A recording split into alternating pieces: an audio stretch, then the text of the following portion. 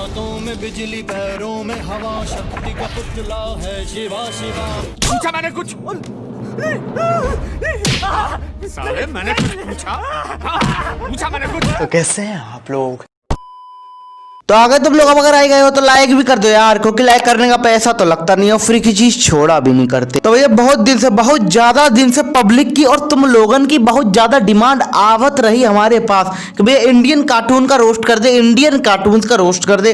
तो भैया मैंने सोचा कि अब पब्लिक इतना ज्यादा डिमांड कर रही है ना, तो एक तड़कता भड़कता वीडियो बनाई देते हैं हम भी, ताकि पब्लिक की आत्मा को बहुत ज्यादा शांति मिल जाए। पर वीडियो का शुभारंभ करने से पहले भैया नए साल की बहुत ज्यादा शुभकामनाएं हमारी तरफ से तुम लोगन को। पर भैया एक ज्ञान की बात मैं तुम्हें बता दूं, जो कि तुम्हें मेरे हिसाब से अपने मन के द्वार खोल के उसको अंदर लेकर हमेशा ऐसे बिठा लेना चाहिए ना कि जिंदगी भर तुम भूलो नहीं उस बात को कि भैया साल बदला है पर हाल नहीं। हाँ, अब मुझे पता है लोग क्या सोचे, भैया ये तो कोरोना की बात कर रहा है, कोरोना का हाल तो पहले भी वैसा था और अभी भी वैसा ही है। भैया अगर तुम ऐसी सोच रखने वाले आदमियों की गिनती में आ रहे हो ना, तो सही बोल रहा हूँ, तुम बहुत ज्यादा भोले हो यार। क्योंकि देखो यहाँ पे मैं कोरोना की बात बिल्कुल नहीं कर रहा हूँ, यहाँ पे मैं बात कर रहा हूँ महाचुतियापे से भरे और लॉजिकहीन इंडियन कार्टून्स के बारे में। तो भैया मुझे पता है तुम लोग इतनी आसानी से किसी बात को नहीं मानोगे, तो अब इस बात का प्रमाण भी मैं तुम्हें दे ही देता हूँ। तो भैया ये तो हमें पहले से ही पता है कि इंडियन कार्टून्स नामक बवासीर बहुत ज्यादा बुरी हालत में थी यार पहले से ही। पर अब तो इतना ज्यादा बुरा हाल हो चुका है ना इनका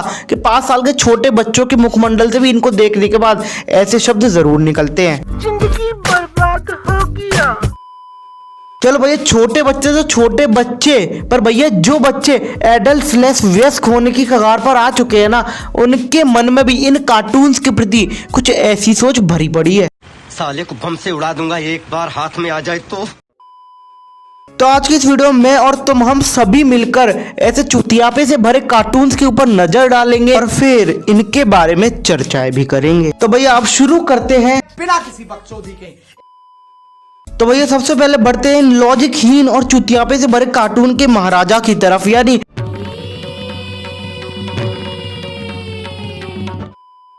तो देखो तुम्हें पता है इस कार्टून को चुतियापे से भरे कार्टून्स का राजा क्यों कहा जाता है? क्योंकि यहाँ पे लॉजिक की इतनी अच्छी तरीके से घुमा के मारी गई है ना कि लॉजिक भी एक बार को इन कार्टून से ये बोल देगा, अबे साले। तो देखो भैया अगर हम इसकी स्टोरी की बात करें ना, तो इसकी स्टोरी उतनी ही सेम है जितना कि ढिंचक पूजा और टोनी कक्कर के गाने होते हैं, यानी 100%।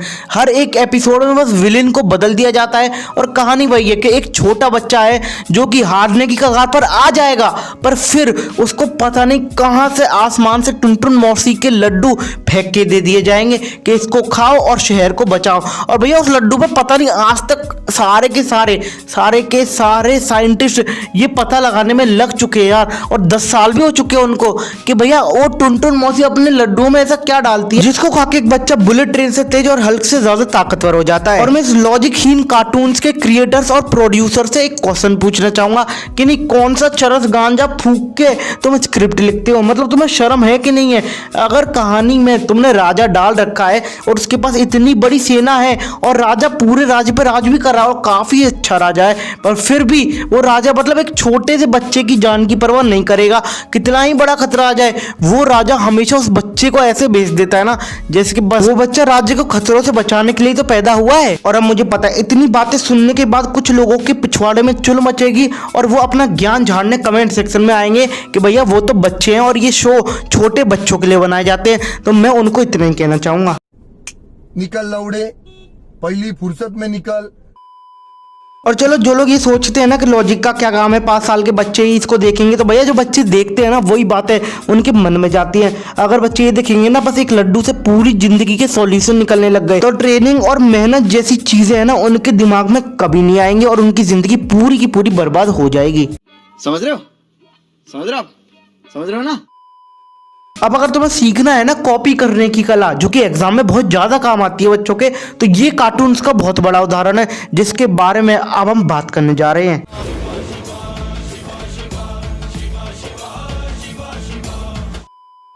तो तो भैया इस कार्टून में एक बच्चा होता है जो कि आइंस्टीन का पापा घोषित कर दिया गया था पैदा होते ही। और नहीं, इसने आइंस्टीन से पहले ही अपनी इंजीनियरिंग की डिग्री ले ली थी, जो कि अब ये लेके पैदा हुआ है। नहीं, सही बता रहा हूँ। एक बच्चा जो ना स्कूल जाता है, पूरे दिन अपने दोस्तों के साथ साइकिल पे आवारागर्दी करता है और स्कूल जाने से जिसका कोई नाता नहीं है, और उसके घर वाले इतने ज़्यादा अच्छे हैं कि उसको एक शब्द तक बोलते नहीं है। और भैया इसकी साइकिल के तो क्या ही कहने, मतलब ये इतना बड़ा इंजीनियर है ना कि अपनी साइकिल में इतने ज़्यादा फेरबदल इसने कर दिए हैं कि बस पूछो मत। इसकी साइकिल हवा में दौड़ेगी, पानी पर दौड़ेगी और पहाड़ को तोड़ देगी। और भैया इस कार्टून को बनाने वाले क्रिएटर्स और प्रोड्यूसर्स को शायद क्रेडिट जैसी चीज मालूम नहीं है। मतलब अगर तुमने कॉपी की है तो सीधे सीधे इंस्पायर्ड बाय ईडा टेन जंप लिख देते तो तुम्हारा पैसा तो नहीं लग जाता।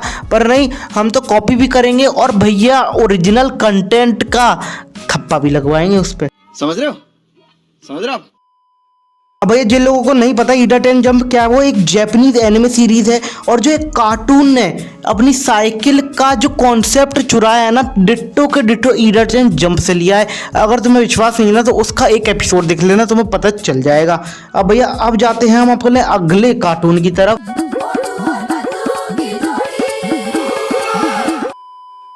अब ये जो कार्टून है ना, इसको देखने के बाद सही में एक ही ख्याल आता है कि भगवान करण अर्जुन की जोड़ी बना दे या फिर राम लखन की, पर मोटू और पसलू ऐसी जोड़ी कभी जिंदगी में किसी की बनाए ना। और भैया इंडियन कार्टून्स को इतनी शर्म नहीं है, पहले तो बाहर से चीजें चुराते थे, पर अब तो भैया अंदर की चीजों को भी नहीं छोड़ रहे हैं।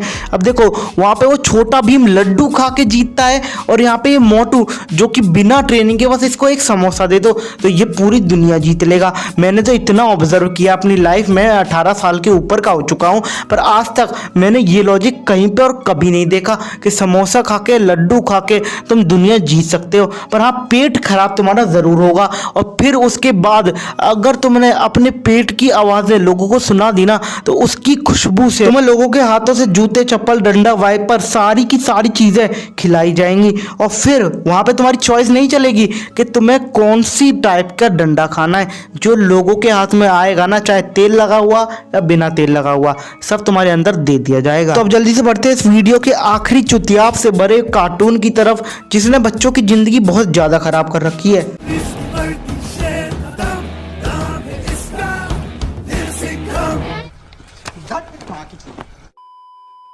तो देखो इस कार्टून में बहुत ही ज्यादा अच्छी तरीके से बेइज्जती की गई है वर्दी की। नहीं, बच्चे को वर्दी देने का क्या मतलब है? अगर बच्चा ज्यादा ही अच्छा है बचपन से तो उसको और ट्रेनिंग दो ताकि और ज्यादा अच्छा बने। पर नहीं, कार्टून में तो डायरेक्ट वर्दी उठा के बच्चे को ऐसे दे दी जाती है जैसे कुत्ते को घर में पड़ी हुई सूखी रोटी दे दी जाती है। और भैया इतनी ज्यादा घटिया कॉपी बनाई है ना सिंघम मूवी की, कि इसको देखकर जो सिंघम मूवी के प्रोड्यूसर्स और डायरेक्टर्स है ना, उनके मुखमंडल से इस कार्टून के लिए कुछ ऐसे शब्द निकल रहे होंगे। 50 बार बोल रहे हैं, अबे पढ़ाई लिखाई में ध्यान लगाओ, IAS बनो और देश को संभालो। लेकिन नहीं, तुम्हारी गांड में चनूने काट रहे हैं। तो हाँ यार, आज के लिए बस इतना ही। तो अब अगर वीडियो पसंद आई हो या वीडियो में कुछ भी पसंद आया हो ना तो लाइक मारो। तुम लोगों की बहुत ज़्यादा डिमांड आ रही थी इसलिए मैंने वीडियो बना दी। और अगर तुम्हारा इस वीडियो पे सपोर्ट बहुत ज़्यादा अच्छा आता है ना, देखते हैं तुम क्या करते हो। लाइक एम में रख ही देता हूँ, वैसे मन तो नहीं, पर हाँ अगर 70 लाइक्स कर दोगे तो हो सकता है इसका पार्ट 2 भी आए। अब देखते हो, तुम लोगों के ऊपर है। बाकी बस लाइक मारो, और नए हो तो चैनल को सब्सक्राइब करके बेल आइकन को प्रेस करो यार।